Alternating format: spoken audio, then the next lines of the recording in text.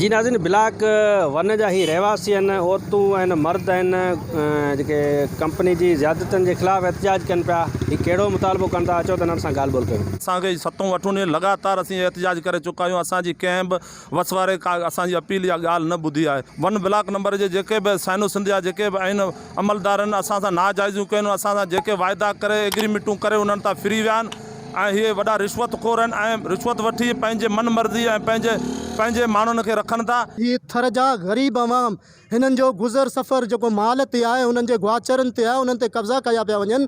हिननि माण्हुनि जो कल्चर हितां ख़तमु कयो पियो वञे, थर जी हुसन हितां ख़तमु कई पई वञे।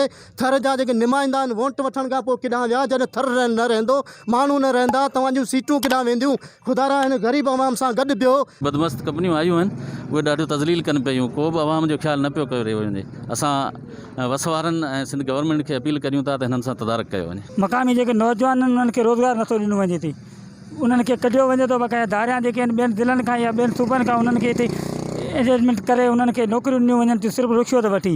उन जे ख़िलाफ़ु उन्हनि खे अपील इहा ई आहे त उन्हनि खे जेको रोज़गार ॾिनो वञे मक़ामी नौजवाननि खे। साइनो सिंध तरफ़ां जेका कंडाड़ा तार लॻाई वई आहे, उन मां वॾो नुक़सानु पहुतो आहे।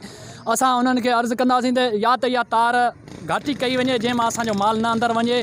तंहिंखां पोइ ॿियो नंबर त जेका असांजे घरनि जी सर्वे कई वई आहे, उन में खोड़ सारा ग़रीब माण्हू आहिनि जेके रहिजी विया आहिनि, उनजो टाइम टेबल कोन ॾिनो वियो। ओचितो अची सर्वे कयूं। असीं मिस्किन माण्हू, असांखे का रोज़गार कोन मिलियो आहे। तिलवाए ॻोठ 20-25 साल जा वेठल आहियूं, हारी आहियूं ककू जा, ऐं असांखे रोज़गार मिले कोन थो। असांजा बच्चा सिना बुख सां मरनि था। ही सिंध हुकूमत खां मुतालबो कनि पिया त मामले जो नोटिस वरितो वञे, असांजा जेके जाइज़ मुतालबा आहिनि उहो मंज़ूर करे, जेका ज़्यादतियूं आहिनि कंपनियुनि जूं उहो बंदि करायूं वञनि। गाज़ी बजीर, अवामी आवाज़, TV न्यूज़, इस्लामकोट। विज़िट कयो अवामी आवाज़ मीडिया ग्रुप जी वेबसाइट awamiawaz.pk।